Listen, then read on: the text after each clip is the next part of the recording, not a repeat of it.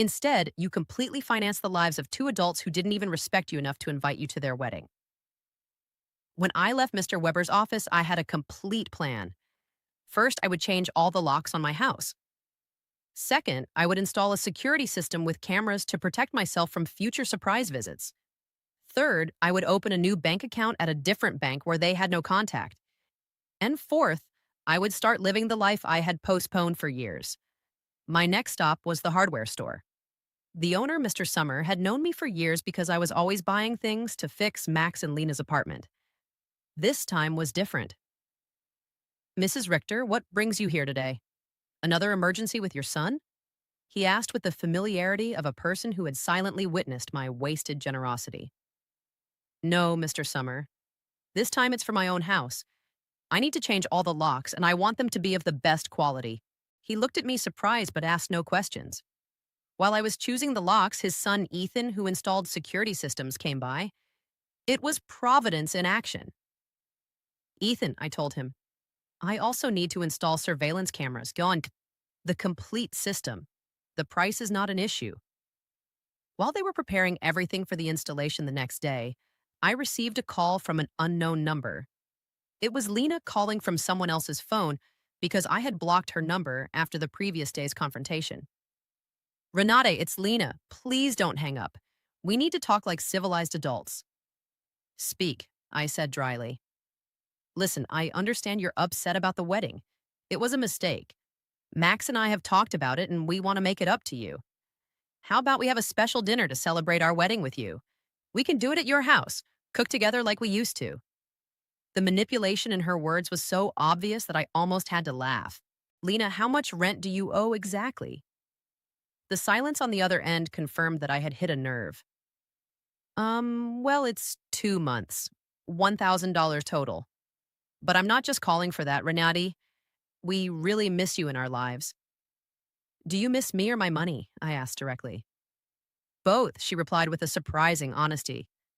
Renati, I won't lie to you. Yes, we need your financial help, but we love you too. You're important to us. If I'm so important, I said, why wasn't I important enough to be at your wedding? Why am I not important enough to get a call that doesn't ask for money? When was the last time you called me just to ask how I was doing? Another silence. We both knew the answer. Never. Lena, I'm only going to explain this to you once. For 3 years, you have treated me like an ATM with feelings. You used me. You ignored me. You humiliated me. And finally, you insulted me in the worst possible way. Now that the money is running out, you suddenly discover you love me. Renate, please. I cut her off. There is no please. You made your choice when you decided I wasn't special enough to be at your wedding. Now I'm making mine. I hung up and turned the phone off completely. I didn't want any more interruptions on my day of liberation. That afternoon, I went to the beauty salon I hadn't been to in over a year. I always canceled my appointments because Max or Lena needed something urgent or because the money I had set aside for myself became an emergency for them. Mrs. Richter, my favorite hairstylist, Cynthia, called out. What a surprise. I thought you had forgotten us. I didn't forget you, Cynthia. I just forgot that I also deserve to be pampered. I treated myself to the full treatment: cut, color, manicure, pedicure. For the first time in years, I spent money on myself without feeling guilty. While Cynthia worked on my hair, she told me about her life, her children, her dreams. It was refreshing to have a conversation that didn't revolve around Max and Lena's needs. You look beautiful, Mrs. Richter, she said when she was done. But more than that, you look free. Did something good happen? Yes, Cynthia. I finally learned to say no. When I got home that afternoon, there was a car in front of my door that I didn't recognize. My heart raced for a moment, thinking Max and Lena might have come back with reinforcements. But as I got closer, I saw an older woman sitting on the steps of my porch. Mrs. Richter, she asked as I got out of the car. Yes, that's me. Can I help you? I'm Eleanor Brooks. I live next door. We've been neighbors for years, but we've never had a chance to talk. Yesterday, I heard very loud voices in your house, and I got worried. Is everything okay? Her sincere concern touched me deeply. Here was a stranger who showed more interest in my well being than my own son. Come in, Mrs. Brooks. I'll make you a coffee and I'll tell you a story you won't believe.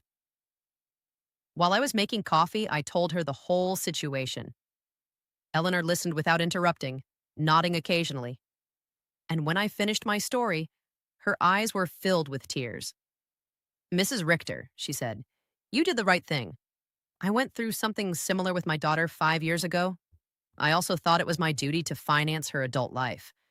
I also believed they wouldn't love me if I didn't give them money. What happened? I asked. I cut off the money when I realized they only called me when they needed something. At first, it was terrible. They threatened me, emotionally blackmailed me, tried to make me feel guilty. But after 6 months, my daughter called to genuinely apologize. Now we have a real relationship based on love, not on money. Her words gave me hope and confirmed that I had made the right decision. Do you think Max and Lena will understand one day? Maybe yes, maybe no, she answered honestly. But that's no longer your responsibility, Mrs. Richter. Your responsibility now is to live your own life. That night, for the first time in 3 years, I went to bed without worrying about whether Max and Lena had money for rent, for food, for their whims. I went to bed thinking about myself, my plans, my future, and I slept better than I had in years. The next day, Ethan and Mr. Summer came at 8 in the morning to change the locks and install the security system. While they worked, my phone didn't stop ringing from unknown numbers. Lena was still trying to contact me from different phones, but I had developed a new skill, completely ignoring calls that didn't suit me. Mrs. Richter, Ethan said as he installed the cameras, this system will give you absolute peace of mind. You can see from your phone who is coming to your house even when you're not here.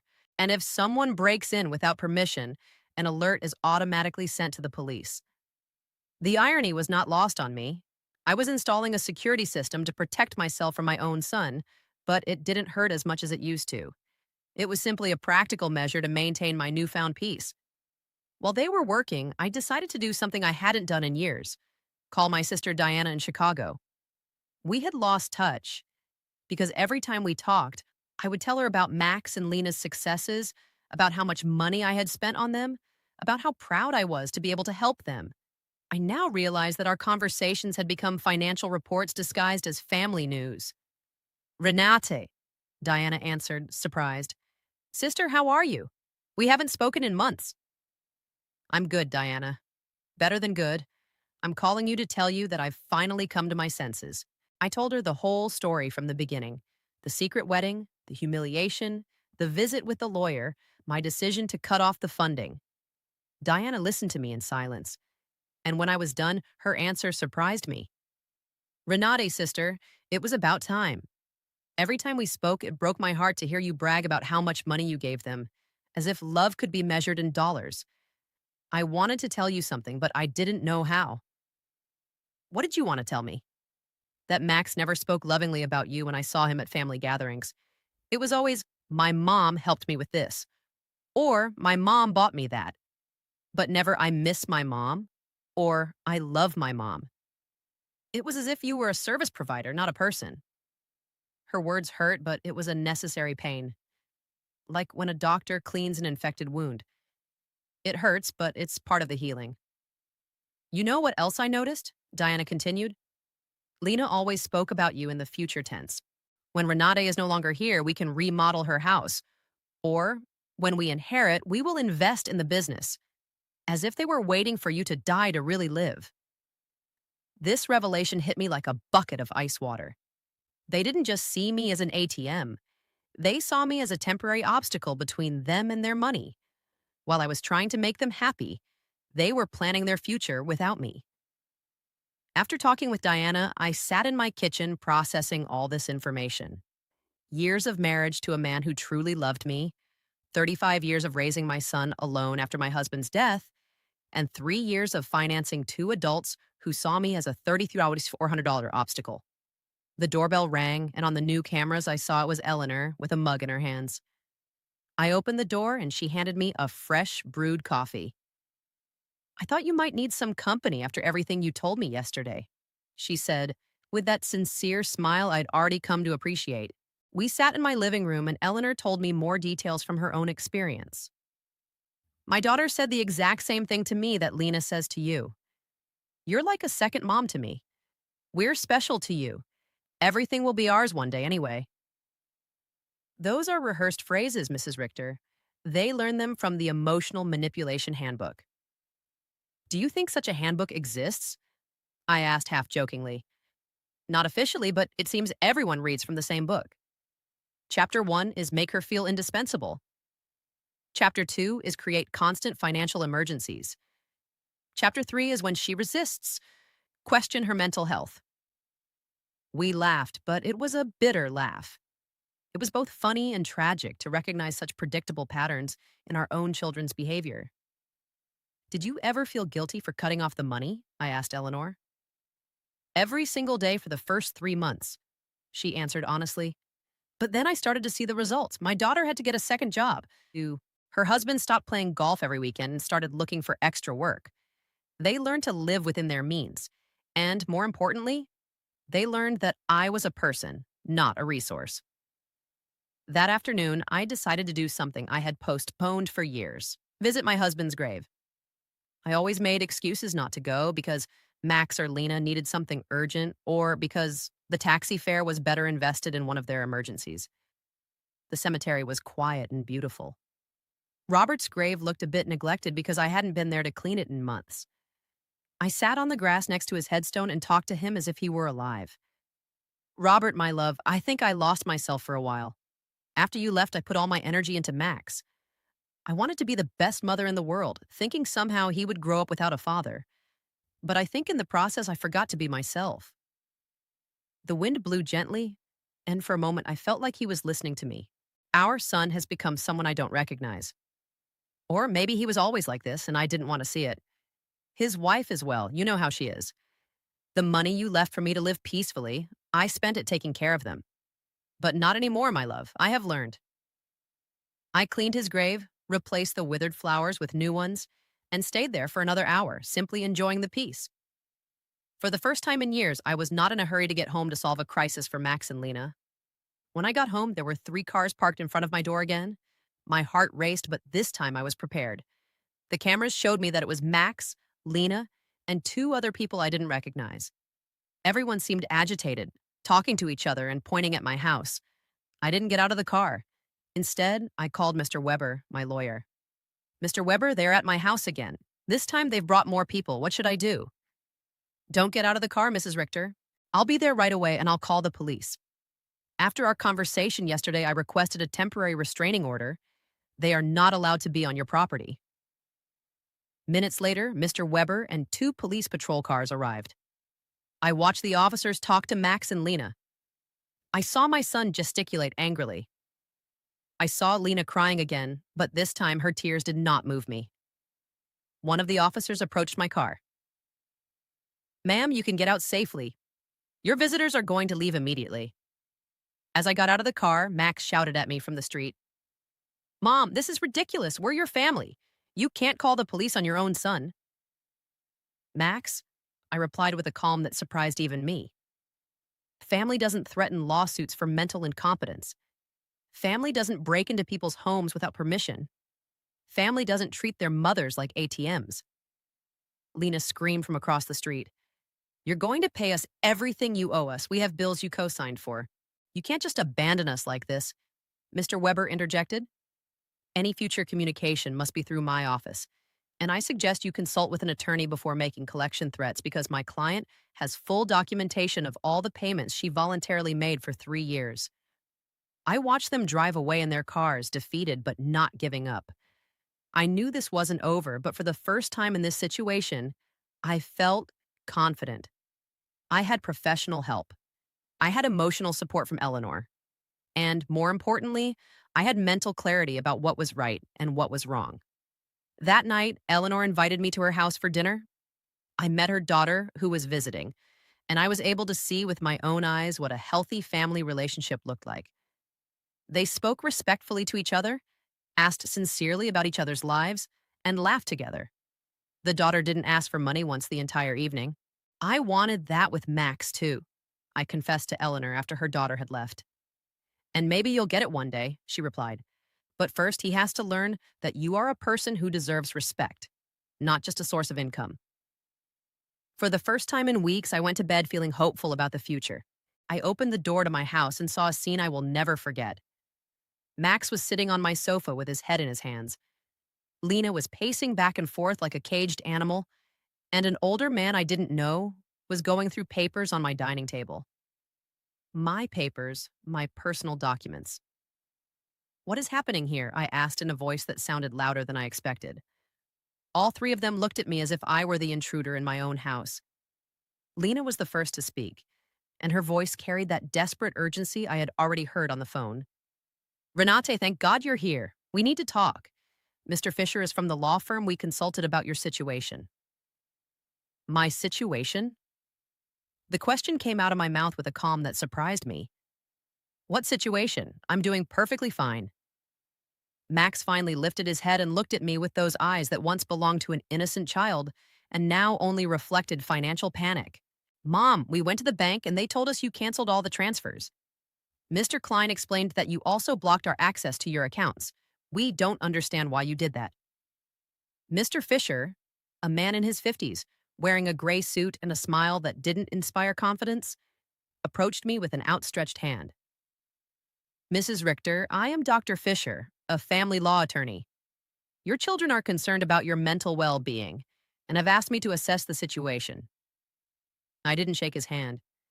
Instead, I went directly to my dining table and collected all my documents that he had been reviewing without my permission. These are my private papers.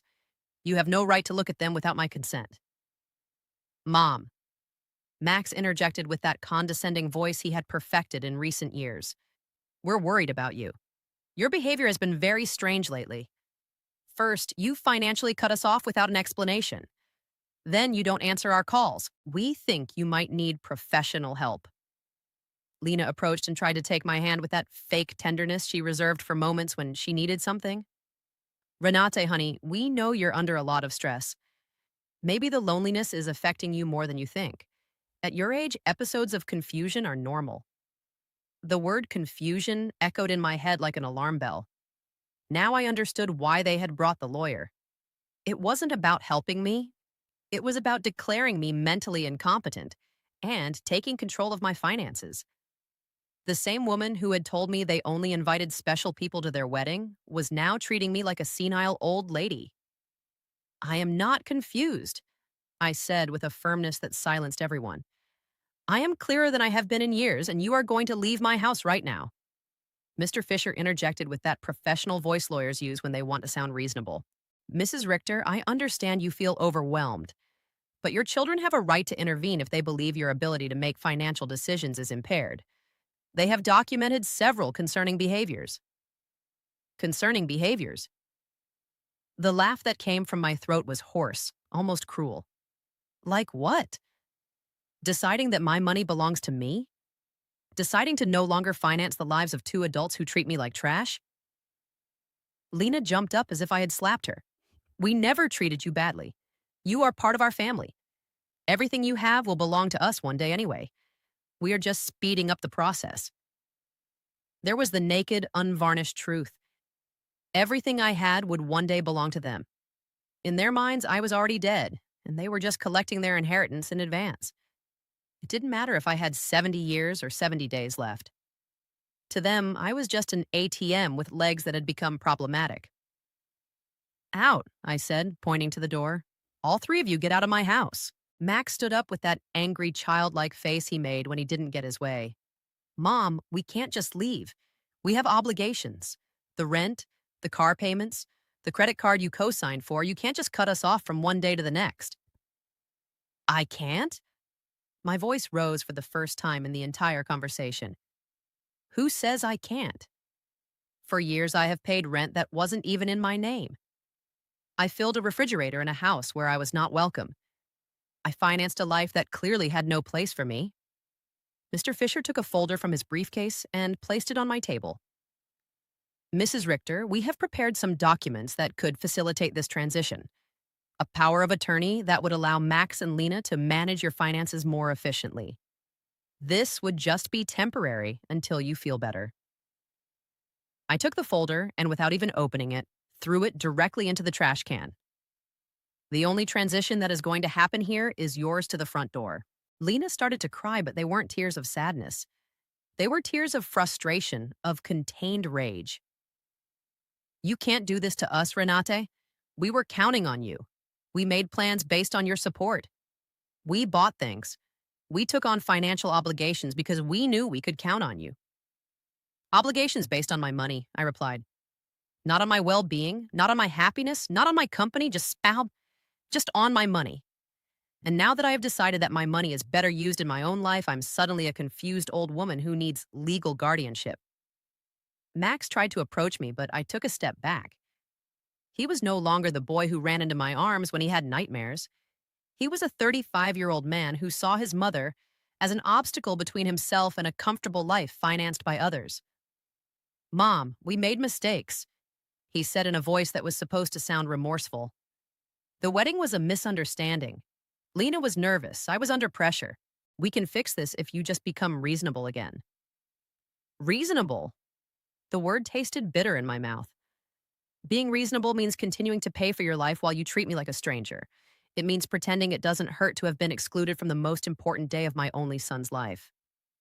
Mr. Fisher packed his papers with the efficiency of someone who is used to having proposals rejected. "Mrs. Richter, this is not over. Your family has legal options. If you are indeed making irrational decisions due to mental health problems, a judge can determine that you need guardianship." His words were like a blow. I realized this was not just a manipulative family visit. It was a real legal threat. They wanted to declare me incompetent to manage my own affairs. "Mr. Fisher," I said, looking him directly in the eyes, "I suggest you do your research thoroughly before you threaten a 71-year-old woman who has managed her finances flawlessly for 40 years, who raised her son alone after the death of her husband, who ran a household and worked honorably until retirement, and who until last week financially supported two completely capable adults." Lena stopped crying and looked at me with a coldness that finally showed her true face. "This won't stay like this, Renate. We have rights and lawyers, too."